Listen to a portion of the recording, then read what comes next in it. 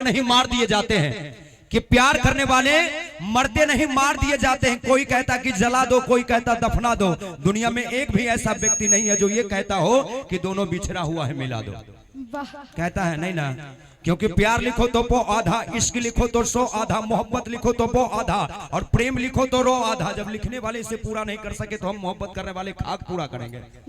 नहीं ना, क्योंकि एक लड़की नकाब में रहती थी और रोज एक गली से गुजरा करती थी और एक मनचला लड़का उसको छेड़ा करता था और छेड़ते हुए कहता था कि ये पर्दा नसीब पर्दा उठा, मेरी मोहब्बत कबूल कर, जलवा दिखा, नहीं तो मैं खुदकुशी कर लूंगा। पहले दिन बोला लेकिन लड़की कुछ नहीं बोली, चली गई। फिर दूसरे दिन लड़की उस गली से गुजरी, फिर लड़का बोला कि ये पर्दा नसीब पर्दा उठा, मेरी मोहब्बत कबूल कर, जलवा दिखा, नहीं तो मैं खुदकुशी कर लूंगा। फिर लड़की कुछ नहीं बोली, फिर चली गई। तीसरे दिन जब लड़की उस गली से गुजरी तो उस लड़का को नहीं देखा।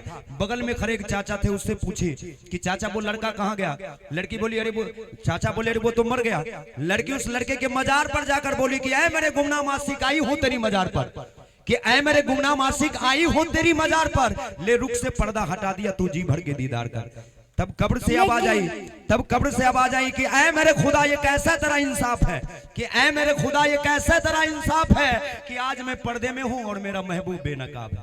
एक बार जोरदार तालियां इनके लिए। लेकिन सबका एक ही जवाब होगा, हम जरा खफा क्या होगा, आप तुमको बेवफा समझने लगे। अच्छा जिस ऐसी बात है, सुन लीजिए, सुनिए।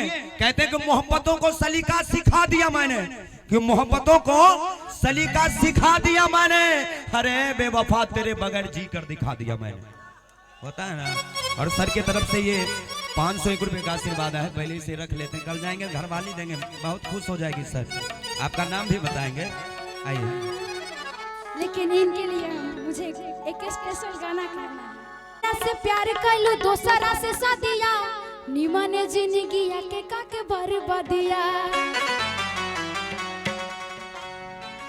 हमरा से प्यार कैलू दोसरा से शादिया, निमन जिंदगी के काके बर्बादिया।